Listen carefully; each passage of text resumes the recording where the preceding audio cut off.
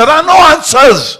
There are pretenders who claim to have answers. Mahesh Bhatt, जिस पे लोगों ने कई इल्जामात लगाए, फिर चाहे वो रिया चक्रवर्ती हो, जिया खान, प्रवीण बाबी या फिर सुशांत सिंह राजपूत, उनका हर किसी से तार जोड़ा गया।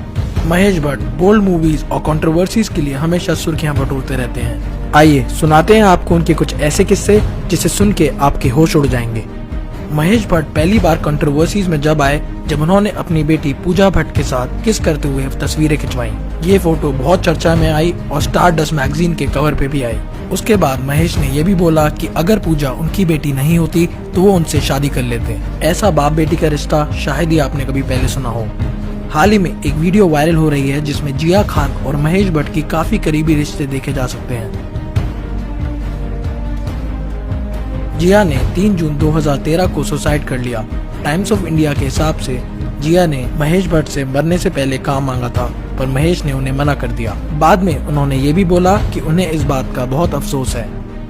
सुशांत केस में रिया के साथ महेश भट्ट का नाम सोशल मीडिया पे काफी बार जोड़ा गया। रिया और महेश भट्ट की आपस में 16 बार बात हुई। रिया चक्रवर्ती और महेश भट्ट की काफी पिक्चरें वायरल हुई, जिसके हिसाब से दोनों की नजदीकी देखी जा सकती है। भट्ट साहब जो है, मतलब आप सब जानते ही होंगे, काफी पागल हैं, बहुत ज्यादा एनर्जी है इनके अंदर। और रियल लाइफ में भी ऐसे ही हैं। आप काम के भी नहीं रहोगे तो आपसे पूरी चर्चा करेंगे, आप कहाँ से हो, अच्छा दिल के दर्द तो सुना के जाओ। वो खुद ही बोलते हैं जैसे बहुत सारी लड़कियां हैं उनकी लाइफ में, बेटियां हैं, बीवी है, and he understands women. Sushant Singh के केस में भट्ट को कई बार पुलिस स्टेशन बुलाया गया। ईडी ने खुलासा किया कि 8 जून को महेश और रिया की फोन पे बात हुई। महेश भट्ट ने सुशांत की मौत के बाद ये भी बोला कि उन्हें पता लग गया था कि सुशांत सिंह प्रवीण बाबी के रास्ते पे चल रहे हैं और सुसाइड करेंगे। उन्होंने ये भी बोला कि उन्हें रिया से बोला था कि उन्हें सुशांत से दूरियां बना लेनी चाहिए क्योंकि सुशांत की हालत अब ठीक नहीं है। भट्ट ने सुशांत केस में पुलिस को ये स्टेटमेंट दिया कि वह सुशांत से सिर्फ 2 बार मिले हैं, पर सवाल फिर ये है कि अगर वो 2 बार मिले हैं तो उनको कैसे पता था कि सुशांत प्रवीण बाबी के रास्ते पे चल रहे हैं और वो सुसाइड करेंगे।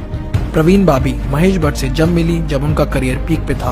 उस वक्त महेश भट्ट शादीशुदा थे और पूजा भट्ट के पिता भी थे, पर उसके बावजूद वो उनके साथ लिव इन रिलेशनशिप में रहते थे। पर जब महेश भट्ट को पता लगा कि प्रवीण का मेंटल हेल्थ ठीक नहीं है और वो डिप्रेशन से गुजर रही हैं, तो वह उन्हें छोड़ के चले गए। 2005 में प्रवीण बाबी की लाश उनके अपार्टमेंट में मिली। महेश भट्ट ने एक बार बोला कि प्रवीण बाबी उनके लिए 2 बार मर चुकी हैं।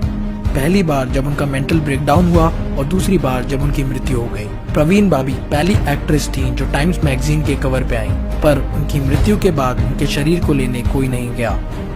महेश भट्ट की 3 बेटियां हैं, आलिया भट्ट, शाहीन भट्ट और पूजा भट्ट। महेश भट्ट की किसिंग कंट्रोवर्सी से लिंक करते हुए लोगों में ये अफवाह फैलाई गई कि आलिया भट्ट महेश भट्ट और पूजा भट्ट की बेटी है।